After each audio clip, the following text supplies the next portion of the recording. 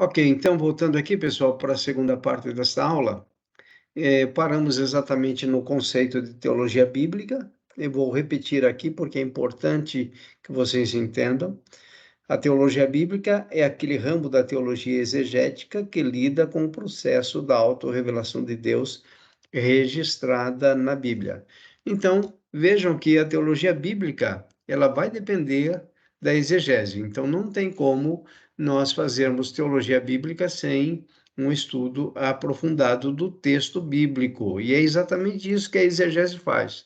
Vai a fundo no texto para extrair do texto o que o texto quis dizer. Então, ainda aí, olha, teologia bíblica é o estudo da autorrevelação atual de Deus no tempo e no espaço, que retrocede até o primeiro compromisso de escrita de qualquer documento bíblico. A autorrevelação é essa que, por longo tempo, continuou a acontecer com o registro escrito do material revelado. Então, vamos entender isso, tá? Então, quando se fala de teologia bíblica, nós estamos falando de autorrevelação de Deus. E essa autorrevelação começa em Gênesis e vai passar por todos os 66 livros da Bíblia. Então, de Gênesis a Apocalipse é Deus se autorrevelando. Então, estudar essa autorrevelação divina é Deus se mostrando a nós, é Deus se revelando ao homem através das Escrituras, para que nós possamos, então, entender o seu plano, o seu propósito, a sua vontade.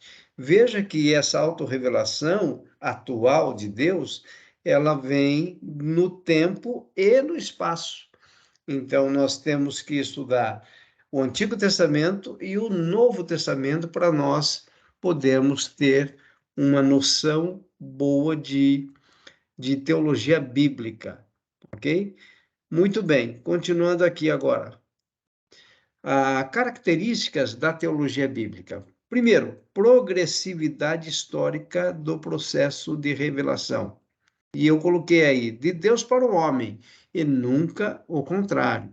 Então, esse processo de revelação, ele é progressivo dentro da história. Então, quando nós olhamos para a história, desde a criação até os dias atuais, nós vamos ver Deus se auto-revelando. É uma revelação de Deus para o homem. Então, é o homem que é o receptor da revelação. O agente da revelação é Deus, tá? Então, isso vai acontecer no decorrer da história, e essa revelação é progressiva, como vocês vão ver.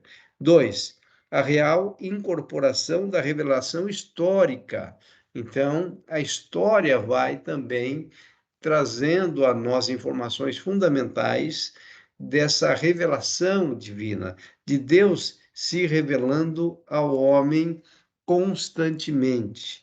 3, a natureza orgânica do processo histórico observável na revelação. Também nós vamos ver que há um processo histórico se desenrolando durante toda a história da humanidade, e Deus, então, se auto-revelando aos homens. Então, isso é teologia bíblica. Se trata, então, da auto-revelação divina, e para que nós possamos fazer teologia bíblica, nós necessitamos da teologia exegética. Nós precisamos da exegese para fazer uma correta teologia bíblica. Então vejam aí, a teologia bíblica, ela vai dar a nós um enredo. Se nós tivéssemos que resumir a teologia bíblica através de um enredo ou graficamente, né, nós poderíamos colocar assim, da criação à consumação. Então, nós temos a criação, nós temos a queda, então, aí nós estamos em Gênesis, depois nós temos a redenção, na verdade, ela ocorreu, não é? Dentro dos planos redentivos de Deus, e Jesus o Senhor Jesus foi o instrumento redentivo de Deus para redimir o seu povo, tá? Então, a redenção nada mais é do que o resgate mediante o pagamento de um preço, ok? Então, por causa da queda, houve necessidade de redenção. Então, é a teologia bíblica que está estudando esses temas: a criação, a queda, a redenção, depois vem a consumação dos séculos. Nós estamos esperando a consumação. O apóstolo Pedro fala dessa consumação quando ele fala, então, por exemplo, dos elementos ardendo, se desfazendo, ou seja, esse planeta Terra, ele vai ser destruído pelo fogo. Na verdade, haverá uma ação divina e os ímpios vão também sofrer essa ação divina. Então, esse planeta Terra que nós vemos hoje, ele está condenado a ser destruído totalmente pelo fogo. Então, nós tivemos lá no início o dilúvio, porém, a forma de Deus dar a consumação deste planeta agora será através do fogo. Então, esse planeta Terra, do jeito que ele não vai existir mais, tá? Então, dentro do plano de Deus, o que nós teremos é a eternidade, que vai ser, então, no novo céu e na nova terra, conforme Apocalipse 21. E é o que nós esperamos. Então, se você olhar para esse enredo aí, da criação à consumação, você vai perceber o quê? Você vai perceber que nós temos uma esperança. Nós estamos vivendo ainda neste planeta Terra. Porém, nós os salvos, temos a esperança que nós viveremos eternamente na presença de Deus, no novo céu e na nova terra. Então, a teologia bíblica, ela vai nos dar essa noção geral aí da criação à consumação e entrando na eternidade. E aqui mostra, então, nesse gráfico, a ideia desse gráfico é mostrar a revelação progressiva de Deus, que ela vai começar em Adão. Depois nós temos Noé, Abraão, Moisés, Davi, e essa revelação vai atingir o seu ápice no Senhor Jesus Cristo. Então, por esse gráfico, você vai ver que Deus está se revelando durante o espaço, durante o tempo e durante a história, ele está se revelando ao homem. Ele se revelou pessoalmente a Adão. Depois da queda, nós temos aí ele se revelando a Noé, através da sua graça. Depois, Deus, através de Abraão, também, ele vai trazer revelações e promessas. Depois, nós vemos em Moisés, Deus trazendo a lei, e em Davi, fazendo aliança com Davi, não é? E Davi, então, foi um rei maravilhoso, não é? Dentro daquilo que Deus tinha como propósito no governo teocrático de Israel. E nós temos, então, essa revelação chegando no seu ápice na pessoa do Senhor Jesus Cristo. Então, esse gráfico, além de mostrar a revelação progressiva de Deus, que é o, o objeto de estudo, vamos dizer assim, da teologia bíblica, você tem a antiga aliança, tá? Que pega todo esse período do Antigo Testamento, e vai então de Adão até os profetas, né? Reis e profetas e sacerdotes, e depois então, com a vinda de Jesus, sua morte sacrificial na cruz do Calvário, inicia-se então, através do seu sangue derramado, a nova aliança. Então, no Antigo Testamento, nós temos o quê? A promessa. No Novo Testamento, nós temos o quê? O cumprimento da promessa. Então, aquilo que Deus prometeu no Antigo Testamento, ele vai cumprir aqui no Novo Testamento. Muito bem, vamos dar uma olhadinha agora nas sistemáticas. Então, o que acontece? Dentro da teologia bíblica, volto a dizer, que depende da teologia exegética, por que mesmo?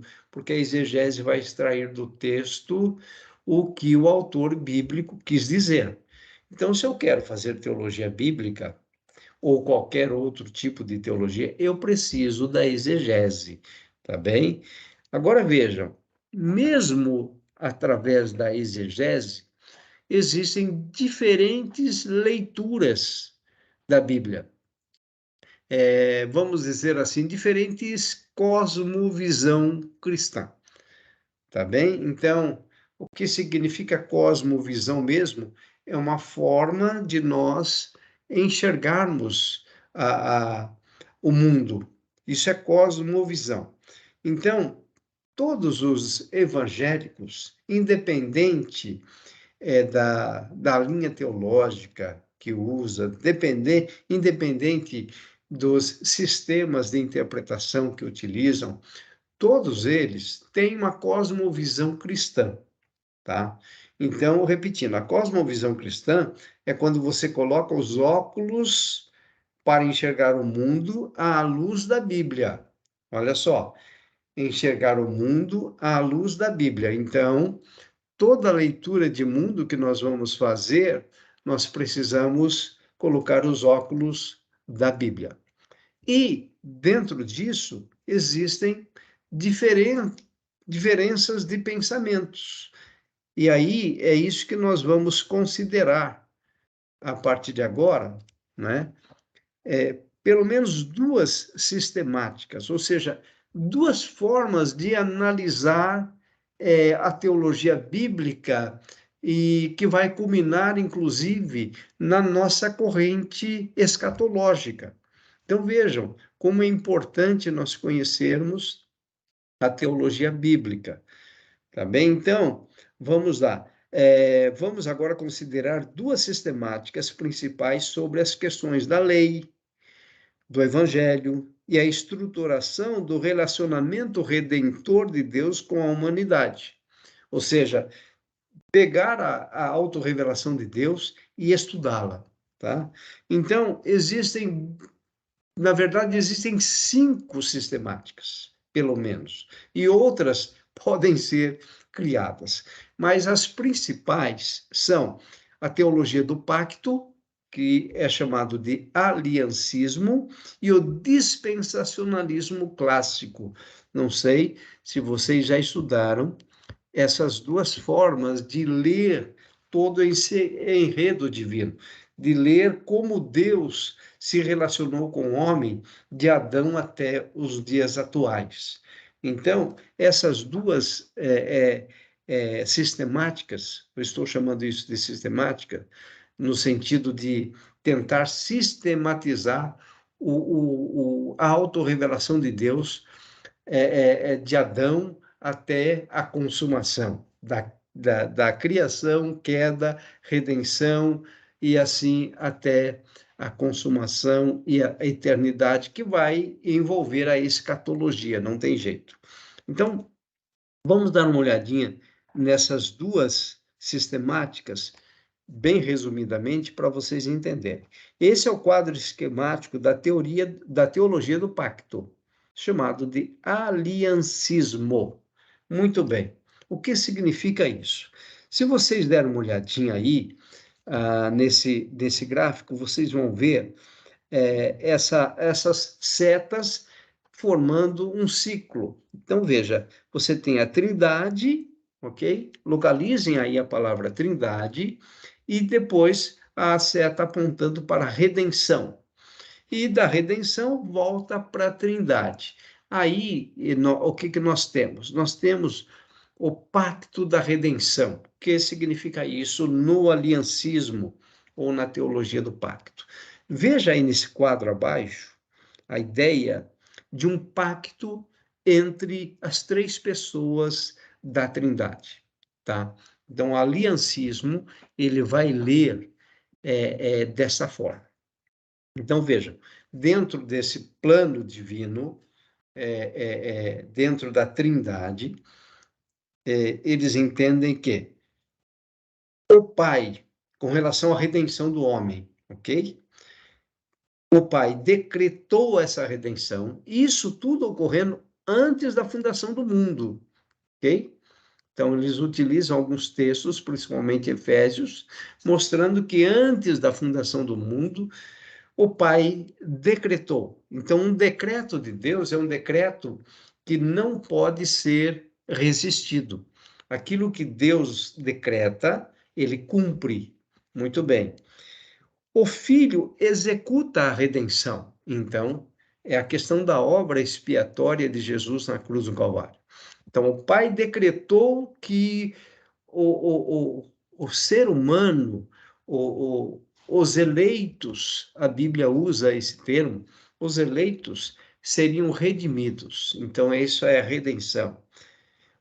Quem vai executar essa redenção é o Filho. Então, o Filho executa e o Espírito Santo aplica a redenção no coração do eleito. Isso é uma linguagem do aliancismo. Então, em termos de pactos, em termos de aliança, existem duas apenas no aliancismo. Então, veja lá. Agora, olha para o retângulo em verde, que fala da criação.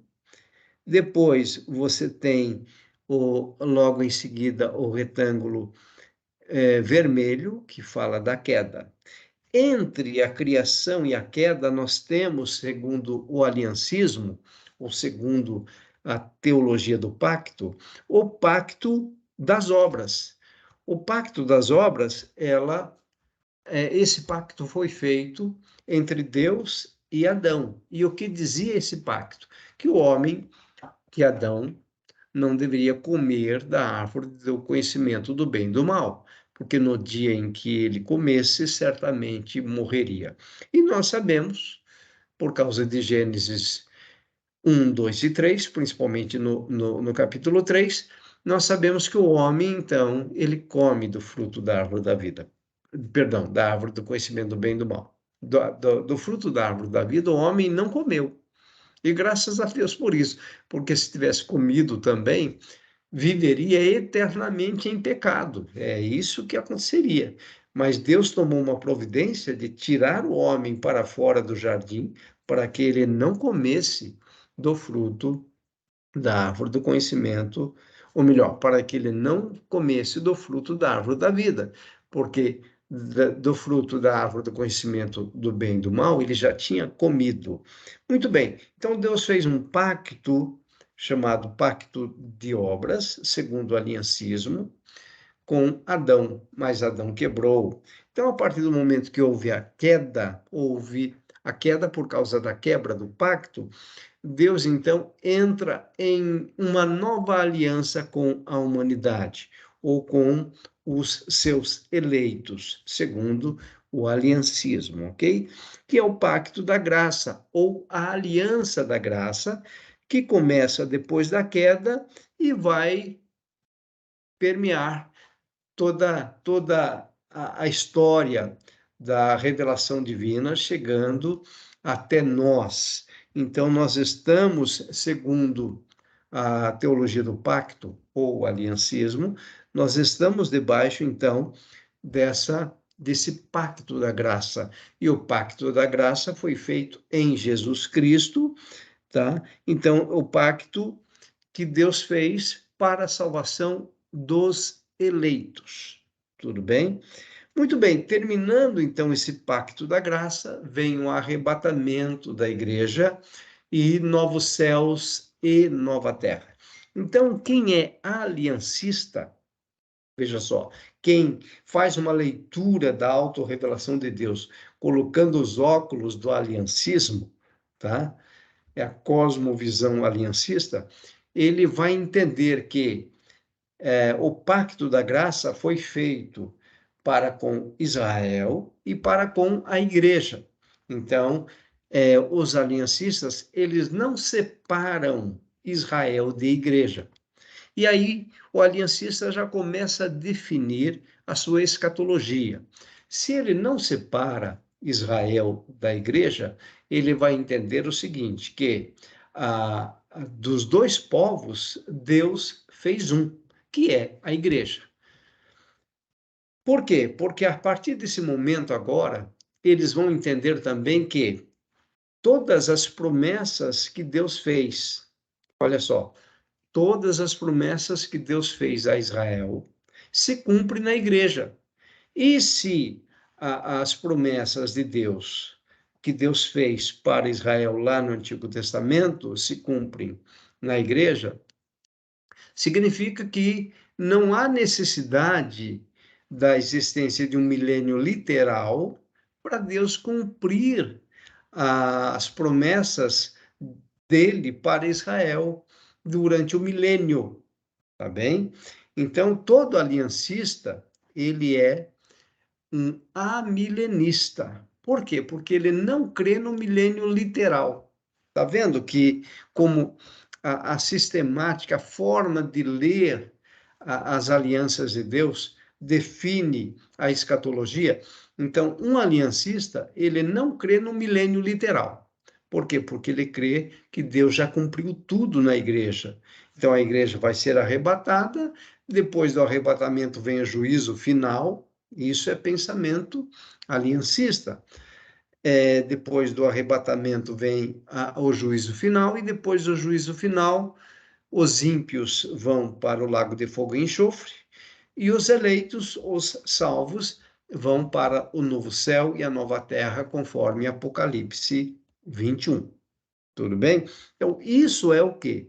É aliancismo, é teologia do pacto. Então, a teologia do pacto se resume em 3 pactos. O primeiro pacto é o pacto redentivo entre Pai, Filho e Espírito Santo. Depois nós temos o pacto das obras, feito com Adão.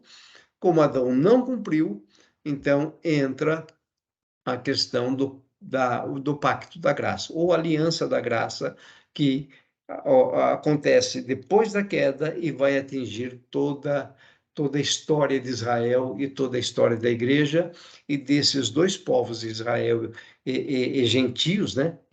Judeus e gentios. Deus faz um único, que é a igreja. Então, na igreja cumpre-se toda a promessa, tá? E aí nós não vamos ter, segundo esses aliancistas, um milênio literal. Logo, nós passamos do arrebatamento para o juízo final, que vai condenar os ímpios, e então já entramos na eternidade com Deus, novos céus e nova terra. Muito bem, para vocês entenderem melhor agora, vamos para... Antes eu vou definir melhor aqui a teologia do pacto, depois nós vamos ver o dispensacionalismo, aí vai ficar claro tudo isso para vocês. Muito bem, a teologia do pacto enfatiza que é somente um pacto da graça, e que todos os vários pactos redentores sobre os quais lemos na Escritura são simplesmente administrações diferentes deste único pacto da graça. Então, um aliancista, ele vai dizer que o pacto da graça é único, tanto para Israel como para a igreja, tanto para os judeus eleitos, como para os gentios eleitos que formam a igreja. É um pacto único. Muito bem, por que eles falam de pacto único? Porque aqui agora nós vamos ver o dispensacionalismo clássico. E é possível que todos, talvez 100% de vocês, tenham aprendido o dispensacionalismo clássico. Por isso que o aliancismo é estranho para você. E dentro do dispensacionalismo clássico, o que que nós temos?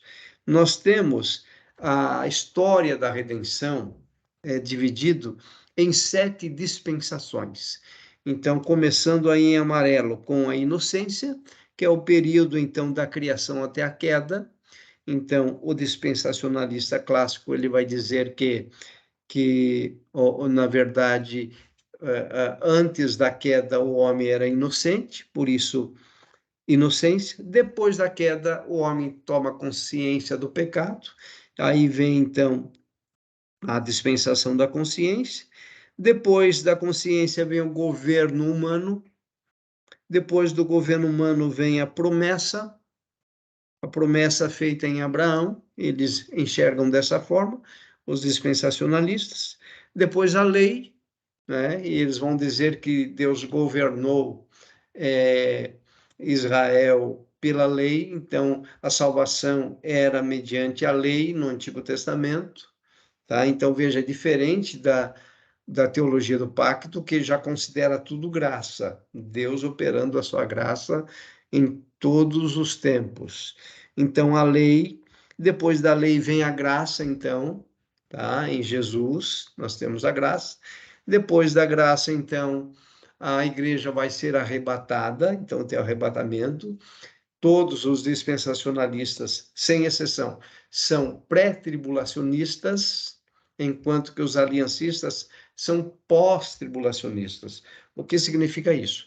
Um dispensacionalista, ele vai dizer que a igreja vai ser arrebatada antes da grande tribulação. Por quê que eles falam isso? Porque para eles, Deus trata Israel de uma forma e trata a igreja de outra forma. Então, dentro do pensamento dispensacionalista, a igreja vai ser arrebatada antes da grande tribulação, e quem passa pela grande tribulação é Israel e aqueles crentes não penitentes, que não cultivaram uma vida de santidade, ficaram também, o arrebatamento aconteceu, levou os penitentes, e aqueles que não tinham uma vida séria com Deus acabaram ficando durante o período da tribulação para sofrerem a ação do anticristo juntamente com Israel, que passaria também pela grande tribulação. Então, aquela ideia de 7 anos de bodas do Cordeiro no céu para a igreja, enquanto que os crentes não penitentes mais Israel passando pela grande tribulação, os 7 anos de grande tribulação aqui na terra. Muito bem, no final da grande tribulação, Jesus volta com a igreja para reinar durante 1000 anos. Por que precisa reinar durante 1000 anos? Aí, para os dispensacionalistas, o milênio é literal. Vai reinar durante 1000 anos para que as promessas do Antigo Testamento feitas a Israel que não se cumpriram, se cumpram durante o milênio. Muito bem, depois do milênio, então juízo final, os salvos vão para novos céus e nova terra, e os condenados, juntamente com Satanás e seus anjos, vão para o lago de fogo e enxofre. Então, isso é dispensacionalismo clássico. Então, vejam, o aliancismo direciona para o amilenismo e para o pós-tribulacionismo. Então, quem é aliancista não vai entender e não vai aceitar a ideia de um milênio literal. Quem é dispensacionalista, por separar a igreja de Israel, já vai dizer que a igreja vai ser arrebatada antes. Geralmente eles têm certeza disso, tá? Que a igreja vai ser arrebatada antes. Muito bem. E depois disso, Jesus volta para reinar com a igreja e com Israel, salvo aqueles que passaram pela grande tribulação e morreram por amor a Cristo. Então, aí teria que haver uma nova ressurreição, né, para reinar o milênio com a igreja. Muito bem, isso é dispensacionalismo. Então, o que está acontecendo entre aliancismo e dispensacionalismo? São duas sistemáticas que estão enxergando a história da redenção de forma diferente. Então, quem que pode resolver esse problema? Na verdade, o dispensacionalismo, ele já tem mais dois desdobramentos. Por quê? Porque dentro do próprio dispensacionalismo tem aqueles que tentam melhorar essa condição, tá?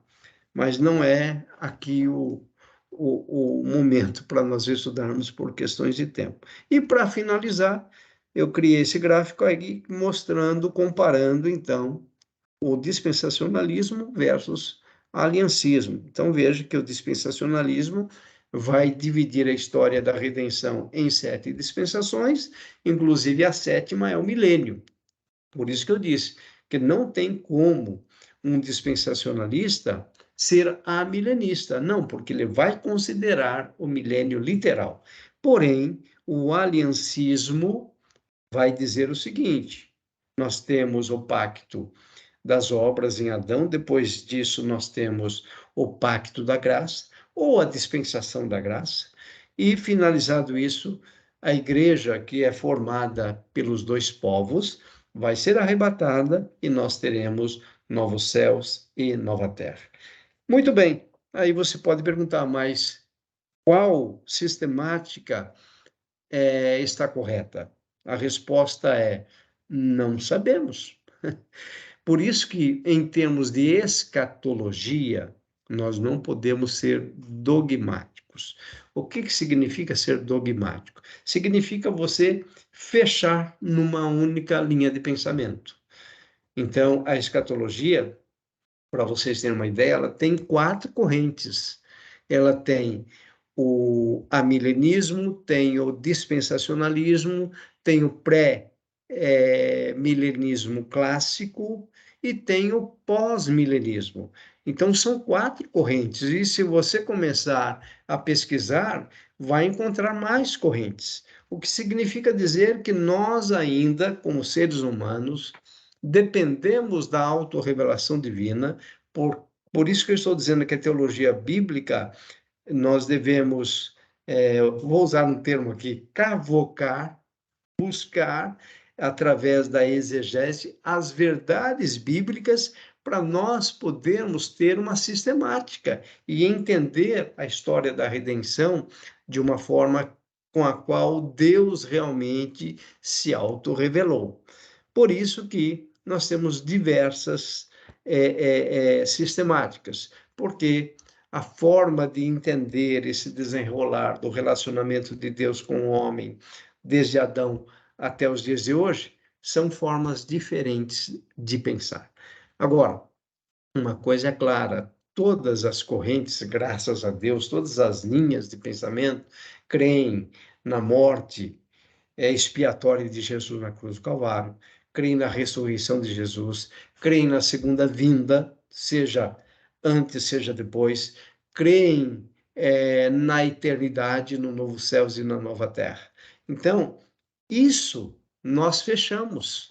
Nós somos dogmáticos como evangélicos nisso, é isso que nos caracteriza como evangélicos, e não a nossa linha de sistematização da história da redenção, ou a nossa corrente escatológica, ou até mesmo a nossa linha de pensamento, sejamos calvinistas ou arminianos. E nesses termos, nós não podemos entrar aqui por causa do tempo que nós temos, tá bom? Então, assim nós finalizamos esta aula de hoje. Eu sei que foram muitas informações, então o que você precisaria fazer?